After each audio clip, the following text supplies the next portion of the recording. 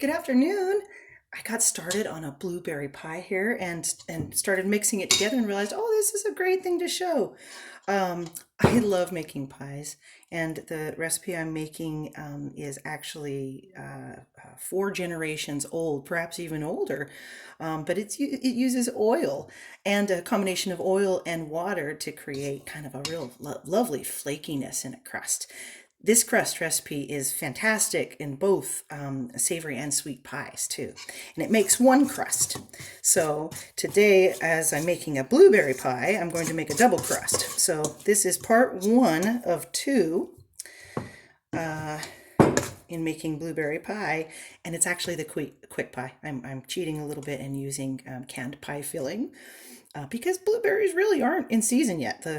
There's a farm right by where I live, and the sign is not out yet. So this is kind of a time saver too. Now with this pie crust, it really is different every time I make it, and it's pretty fortunate if I can get it to a point where it's a little oily on the bottom versus the top. You could always add a little bit of more flour actually to kind of lighten it up. But this is definitely a feel type recipe. And yeah, but I've used it for, a lovely shepherd's pie. Of course, all my savory or sweet pies. I've used this to make, let's see, like kind of a flaky type biscuit layered with honey. So it's almost like a baklava, but definitely laminating the butter is a better way to go. Just gently handle it, form it into a ball. Don't knead it or anything because you don't want it to get, you don't want that gluten to start building up. And this is a little trick too. It's perfectly easy and possible to do this between 2 tea towels or just a folded over tea towel. That's usually the way I do it, but I'm just trying to be a little quick today. So this is just 2 strips of wax paper. Pat that down in the middle. And go ahead and roll this baby out. It makes it kind of easy too to transfer the pie dough to the pie plate. I love making pies, and I really didn't learn how to make a proper pie till I was probably 36, 37. And it was this lovely woman in town who had a pie shop. It's still definitely there. And oh gosh, it was just a treat to learn back scenes. And since I like to kind of make things from home ingredients versus canned ingredients, I've adapted a lot of what I learned to kind of a home production versus a commercial production, like at a pie shop. So you just gently peel the top layer off. Oh, and by the way, this pie plate is, I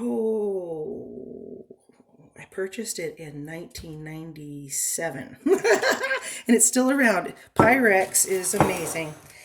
Okay. So you put the pie plate over like this, and you just slap it in the center. I rolled out this bottom a little bit thick because the pie filling, canned pie filling, is a little bit more, it's a lot really sweet. So I wanted to have that final bite at the bottom to be just a little bit more firm. It helps the pie to keep a little bit better too. You want to keep this,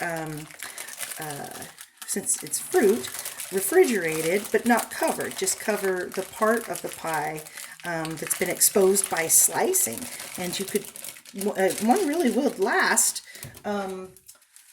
oh gosh, a couple of days, but it probably won't last that long. So yeah, since we've got just a little bit over marking the edge here, I'm just gonna size it up. And of course, having a little extra on the bottom allows you to squish it up a bit.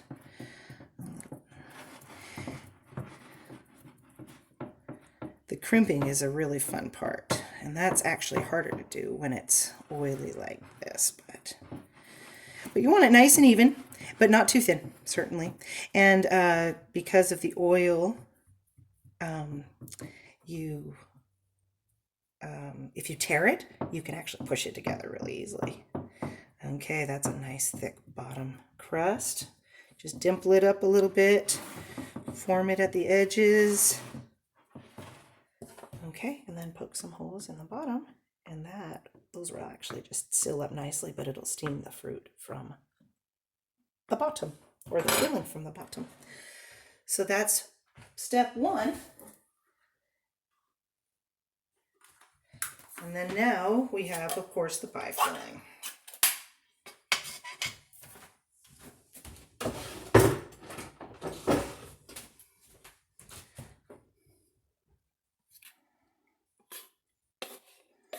Oh, and you know what? If you're making this from fresh blueberries, be sure you clean them and flash freeze them. Freeze them completely before using. And then when you pull them out of the fridge, they just have a denser quality that makes them hold up better in pies. So you can actually taste the texture of or get the texture of the blueberry in there too. And it's just really like a simple syrup and some cornstarch as the base. And you use that base actually with all different kinds of fruits. Where I live in the Pacific Northwest, blueberries are in season right now. You know, apples, pears, cherries, you know, all that stuff is coming up soon. And literally, if you have just a good base recipe, you could switch up the fruit and you could just make easy pies all summer long. But of course, the preparation's a little bit different with fruit. You don't want to freeze apples, say. You want to actually have a recipe for each. But certainly the apple pie filling works on the fly too.